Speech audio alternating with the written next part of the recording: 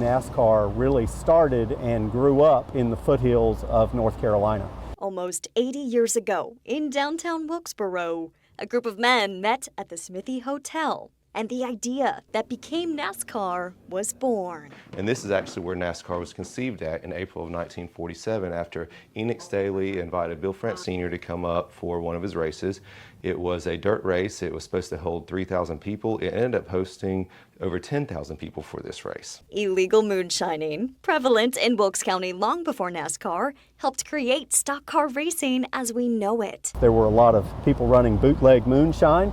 They developed some pretty strong reputations as being able to wheel a race car and a car. And so promoters started getting some of those people with the best reputations together at small dirt tracks and seeing what they could do. Years later, Bruton Smith, the founder of Speedway Motorsports, realized the Charlotte area's potential and began plans to build a new speedway. So NASCAR came along with Bill France, and they decided to, hey, let's put some organization around this. So here in the middle of some Cabarrus County farmland right outside of Charlotte, he began building his dream. This week, we're going in focus on North Carolina's impact on NASCAR from the Charlotte Motor Speedway.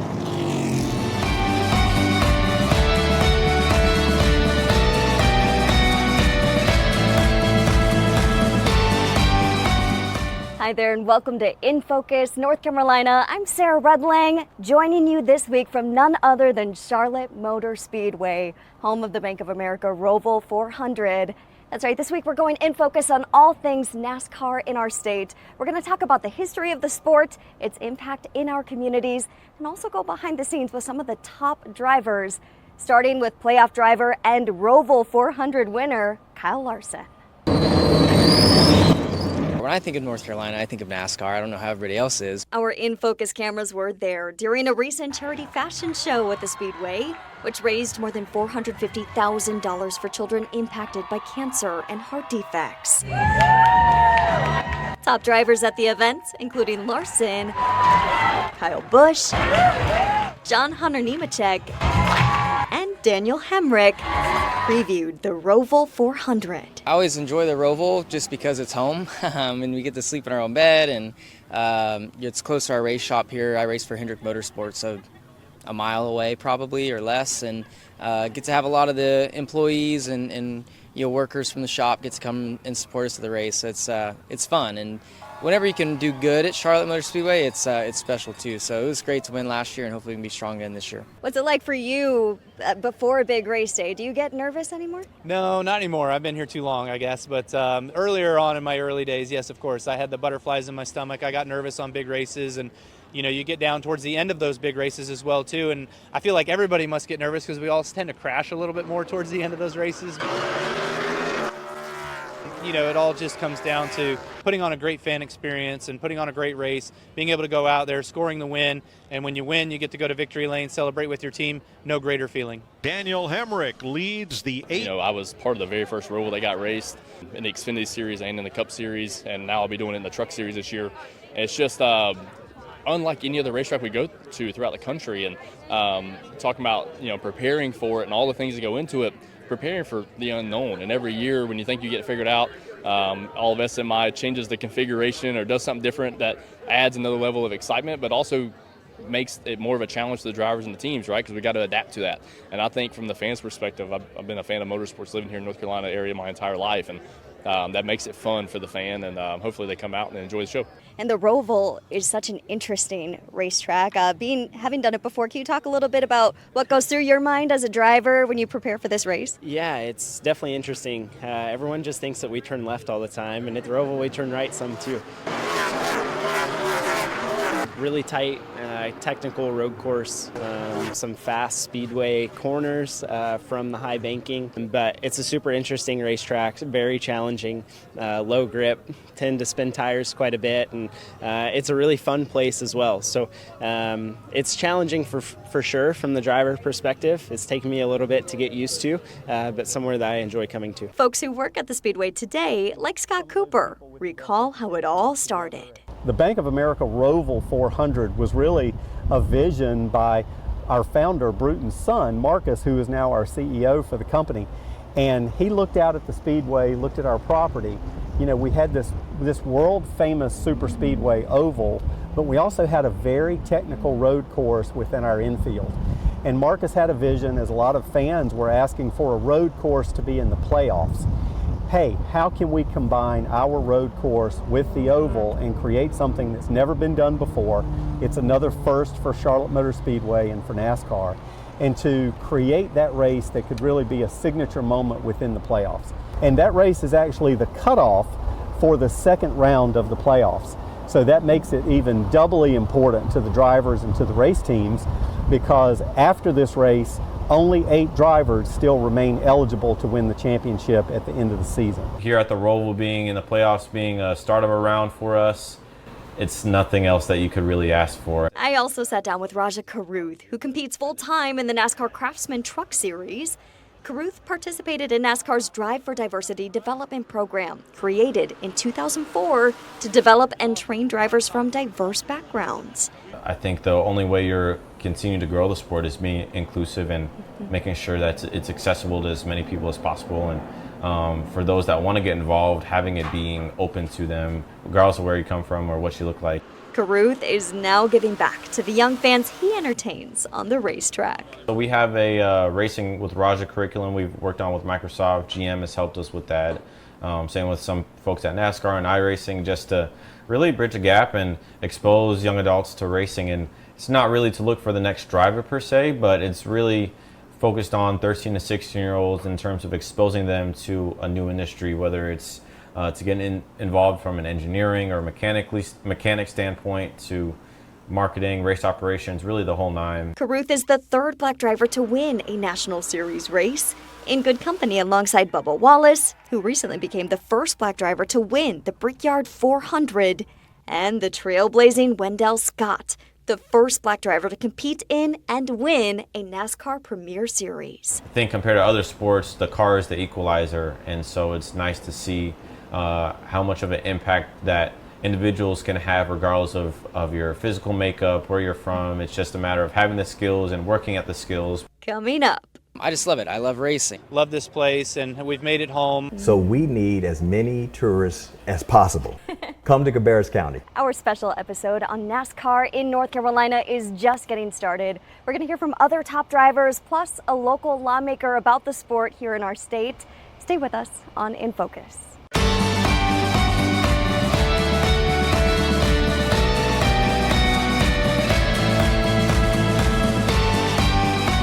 Watch In Focus North Carolina on our website, SpectrumLocalNews.com, or on the Spectrum News app.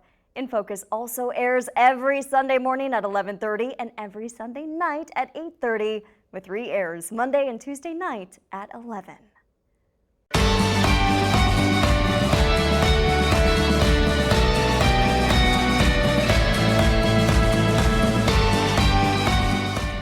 Welcome back to In Focus, where we're talking NASCAR in North Carolina from the Charlotte Motor Speedway.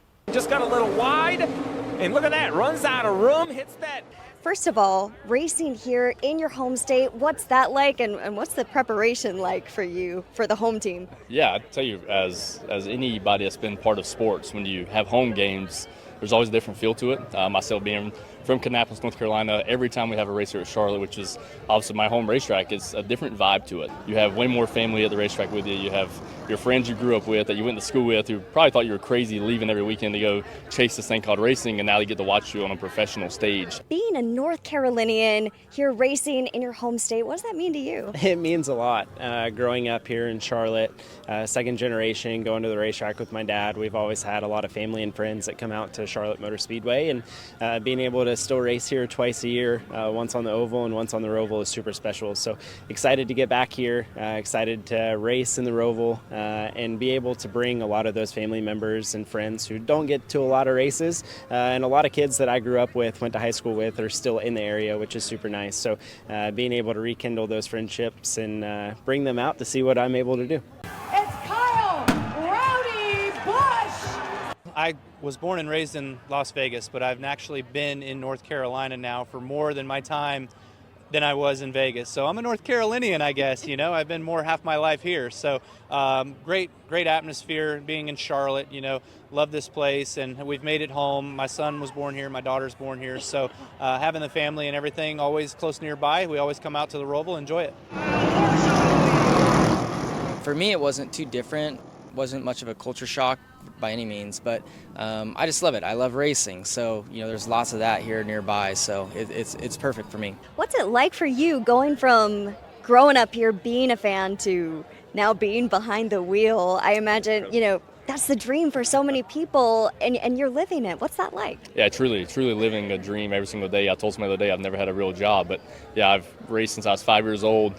Raced on the quarter mile inside of Charlotte Motor Speedway until I was about, really until I was 18 or 19 years old, and that really kind of catapulted my career. But I remember all those summer nights, running the summer shootouts, which was the Tuesday night series there, looking at the lights in the background and thinking, man, what would it be like to be on the big track?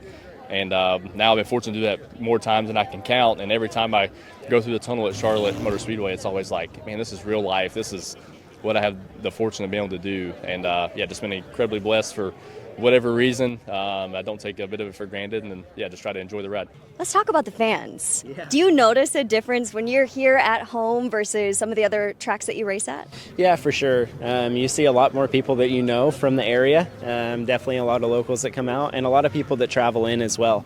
Going out to the merch rigs and signing autographs and doing Q&As and all that. There's always a great crowd here, no matter what race it is. So Charlotte is a very special racetrack. And a great crowd is great news for Cabarrus County. Thank you so much for your time and sharing your insights on this. We really appreciate it. Appreciate you. State Representative Brian Echeverria's district. I love it because, one thing economically, tourist dollars are all gravy. Mm-hmm. So you get those dollars coming in, you get the revenue for the community, but they don't need the services. Mm-hmm. So we need as many tourists as possible. Listen, everybody come to North Carolina. Come to Cabarrus County. Bless our businesses. Coming up. It's pretty neat that our whole sport is really based here. Plenty of racing action in the state. We look forward to more. My conversation with Representative Echeverria and top NASCAR drivers continues as they reflect on how North Carolina has impacted the sport. That's for when we return on In Focus.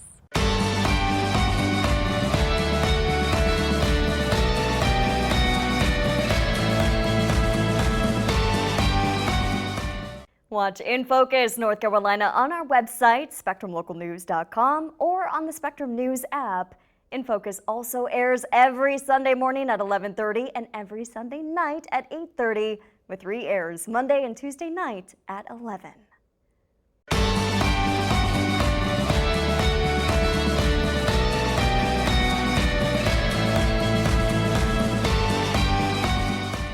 Hi there, welcome back to In Focus, where we're going to talk about North Carolina's impact on NASCAR from none other than Charlotte Motor Speedway, where I just spoke with a local lawmaker about NASCAR and North Carolina. The General Assembly of North Carolina enacts. What role do lawmakers play in supporting this sport in our state? So as far as the lawmakers, we're keeping taxes low, looking for an increase in revenue through ventures like this, and we're hoping that when we fund it, the leadership gets us exactly where we need to be. There's a lot of steps for inclusivity and growth and diversity in the sport. How do we find a balance with that, and what are your thoughts as it's transforming in current years? Man, you know what? I think you keep driving fast, have a great product, and everyone who's interested can get involved. And that's the biggest thing, right? There has to be a pathway in. Everybody takes it probably the first time through the television, right? Or we just had a great event in Harrisburg at Cookout. Joey Logano was there. And this is Little Harrisburg, and we have a champion coming to Little Harrisburg, signing autographs, being with people. Guaranteed that there are little fans that are being produced just from that meeting. So when you think about it, it's like drive fast, great product.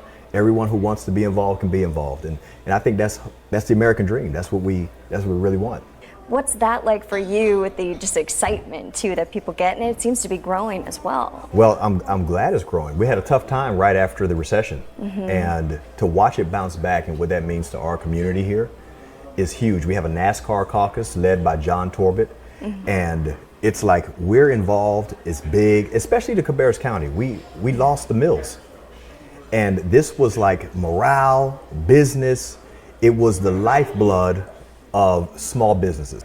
This is the perfect example of someone with a big vision, where a massive corporation, a massive endeavor, but it affects every single household in the area. It literally trickles down to our restaurants, our hotels, the service industries. And so the importance is immeasurable. A boost for area businesses, but also creating jobs for each team. So many different race teams that are located here that they employ hundreds of people per team. And so many other businesses have evolved in addition to the Speedway to support that industry. NASCAR has now built a research and development center that is only about 3 miles from where we're at the Speedway. We have welders, we have engineers, computer scientists, data scientists. This is so technical. It's not just cars riding around in a circle. But in addition to that, here in Cabarrus County, we have Rowan Cabarrus Community College, which has all of this technology. Their robotics is amazing. They have NASCAR tracks for degrees, for careers. It's an industry that at one time the state commissioned a study several years ago that was a $6 billion industry to the state of North Carolina. So that's a tremendous economic impact. What does this state mean to this sport? It means a lot. I mean, this is Race City, USA, right? All the race teams, all the race shops are within, 40, 50 miles of each other around the area. And I don't even know kind of backdated when everyone kind of started moving here for NASCAR. But my family moved here for the NASCAR world in the late 80s from Florida, and pretty much the whole family has moved up here since then. So I would say that NASCAR and the racing community means a lot to the state of North Carolina, and the state of North Carolina means a lot to us. So it's pretty cool to have origins here and be able to still be here in Race City, USA, and continue on my family's legacy as well. When I was a kid, wanting to race in NASCAR someday, I knew if I was going to do that, I had to move to North Carolina. That's where all the teams were and everything. So it's pretty neat that our whole sport is really based here. How would you describe North Carolina NASCAR fans versus some of the other places you've been to? Yeah, North Carolina fans, I'll tell you, they're very deep-rooted to the core of what NASCAR is. And, traveling all over the country racing, there's nothing like doing it at home, but you also get that home field fan that's also different. And yeah, they by no means have forgotten the roots of what this sport was built on. And I've for sure had that instilled in me from my great-grandfather, father, myself. And it's just been fun to see the growth within our state, within the community of NASCAR, and to know it was founded right here in my home state is something I take a lot of pride in. No, I mean, it's amazing. There's a lot of great racetracks, a lot of great short tracks across the state as well, too. We go to Wake County a lot. We race over there. We've raced all the venues, I think, here at Charlotte Motor Speedway. So plenty of racing action in the state. We look forward to more. The South has a lot of great race fans, and we wouldn't be able to have our sport without them. So we appreciate all the fans out there here in the South, across the United States and the world too, but especially here at home. It's as Carolina as Sundrop and pulled pork. I mean, I don't know if you can talk about NASCAR without mentioning North Carolina, and I don't know if someone gets too far into a North Carolina conversation that it can continue without NASCAR. A special thanks to Representative Echeverria and all the folks who joined us here for this special episode on NASCAR in our state. But that's all for us. Thank you for joining the conversation on In Focus. We'll be back, same time, same place next week with another deep dive on a topic impacting North Carolinians. But until then, I'm Sarah Redlang. Take care and have a great week.